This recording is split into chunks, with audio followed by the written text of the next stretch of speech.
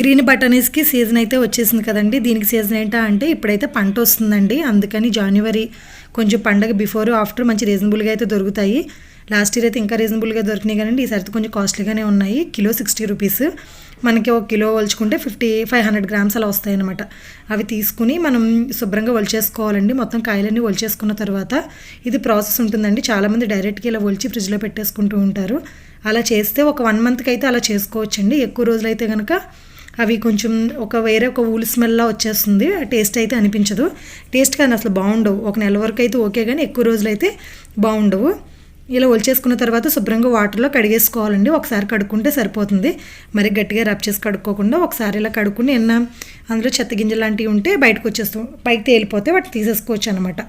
ఈలోపు స్టవ్ మీద ఒక బండి పెట్టుకుని దాంట్లో వాటర్ వేసుకుని వాటర్ మరిగిన తర్వాత ఈ గ్రీన్ బటానీస్ని మనం కడిగి పెట్టుకున్న వాటిని ఇందులో వేసుకోవాలండి.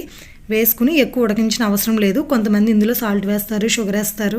అలా కూడా ఉడికించుకోవచ్చు. డైరెక్ట్గా జస్ట్ మనకి స్మెల్ రాకుండా ఉండడం కోసం కొంచెం నేను ఏం వేయలేదండి, ఉత్తి వాటర్లో పెట్టాను. తర్వాత ఒక బౌల్లో ఐస్ క్యూబ్స్ వేసేసి దాంట్లో వాటర్ పోసాను. నేను ముందే ప్రిపేర్ చేసుకున్నాను, ముందే ప్రాసెస్ ఇలా చేద్దాం అనుకున్నాను కాబట్టి ఒక గిన్నెలో ఐస్ పెట్టి ఫ్రిడ్జ్లో పెట్టేసుకున్నాను. దాన్ని డైరెక్ట్ వాటర్లో వేసేసుకున్నాను అనమాట.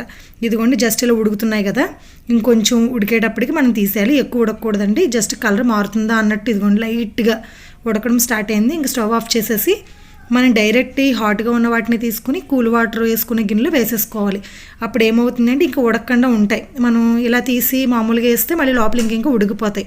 మనకి స్మెల్ రాకుండా ఎక్కువ రోజులు నిల్వ ఉండడం కోసమే ఈ ప్రాసెస్ అయితే చేస్తామండి. అందుకని ఇంకా లోపల ఉడకకుండా ఉండడం కోసం మనం వేసేసుకోవాలి. ఇది కోల్డ్ వాటర్లో అయితే వేసేసుకున్నాం అండి. కోల్డ్ వాటర్లో వేసేసుకున్న తర్వాత 1 నిమిషం ఉంచుకుంటే మొత్తం అవి చల్లారిపోయి ఇంక లోపల బాయిల్ అవ్వవు.